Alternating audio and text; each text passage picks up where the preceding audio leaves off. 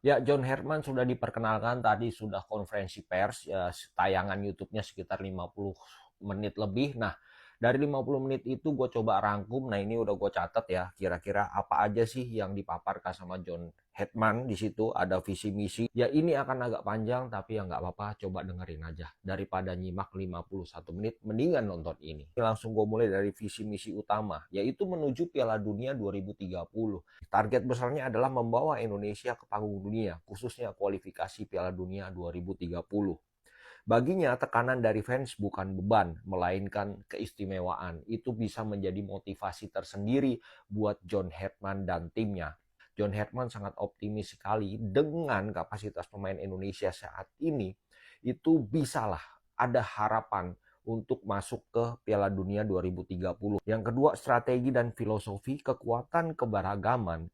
Hetman tidak membedakan antara pemain lokal dan pemain diaspora. Dia mau menyatukanlah keberagaman itu. Makanya dia bilang dia juga dari kemarin sudah nonton Liga Indonesia. Salah satu yang ditonton adalah pertandingan antara Persija dan Persib Bandung kemarin ya. Dan dia tertarik, dia mengamati Rizky Ridho di situ. Dan dia akan sering-sering menonton Liga Indonesia juga. Dan langkah awalnya ia telah menghubungi dari 60 pemain untuk memberikan pesan bahwa dia sedang memantau pemain-pemain itu. Dia juga sudah kontak sama kapten kita Jay Ijes dan beberapa pemain penting di timnas senior, dan dia mendengarkan keluh kesahnya, kendalanya apa selama ini, dan dia akan mencari solusi itu.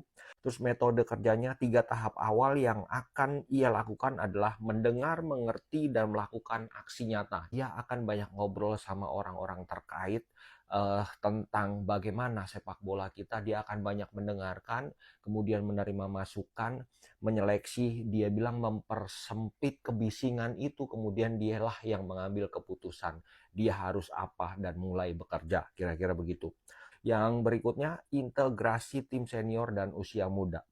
Hetman juga akan memegang peran dalam memantau tim U23 untuk memastikan adanya konsistensi filosofi dan kerangka taktik yang sama dari tim muda hingga senior.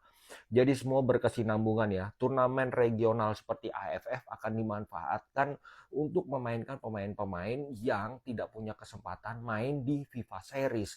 Misalnya, dia udah tahu tuh AFF kalau panggil pemain udah pasti tuh kalau bukan agenda FIFA nggak dikasih izin sama klubnya. Nah, disitulah saatnya pemain-pemain yang tidak punya kesempatan di saat kualifikasi Piala Dunia maupun Asia karena kalah bersaing. Nah, kira-kira begitulah. Ya, itu kira-kira lah ya motivasi John Hetman ya jelas membangun tim nasional Indonesia ke depan seperti apa. Terus soal naturalisasi sempat disinggung, dia akan tetap melanjutkan program itu. Kalau ada pemain bagus, dia akan minta untuk dinaturalisasi. Karena menurut John Hetman, eh, pemain bintang, pemain yang berkelas dimanapun bermain akan berkelas. Contohnya adalah salah satu pemain di Kanada yang dia bujuk, yang tadinya mau membela Portugal, akhirnya mau masuk ke Kanada dan bisa maksimal di Kanada. Salah satunya yang dia iming-imingkan adalah ayo ciptakan sejarah bersama sebuah negara yang belum pernah masuk ke Piala Dunia dan kamu bisa menciptakan itu. Nah, Hetman yakin itu banyak yang akan bergabung dengan timnas Indonesia dengan menciptakan sejarah bareng John Hetman dan seluruh masyarakat Indonesia di 250 juta. Ya, kira-kira gitu. Panjang banget. Ya teman-teman kenal ini ya, John Hetman. Kenapa waktu Patrick datang disambut bak pahlawan, tapi ketika John Hetman datang sambutannya melempem.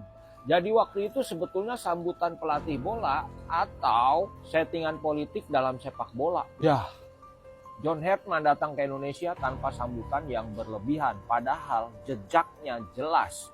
Membangun tim, reputasinya jelas, dan pelatih pekerja. Bandingkan dengan Patrick waktu itu, di saat pecinta sepak bola Indonesia kecewa, rekam jejaknya juga dipertanyakan, tapi justru disambut luar biasa.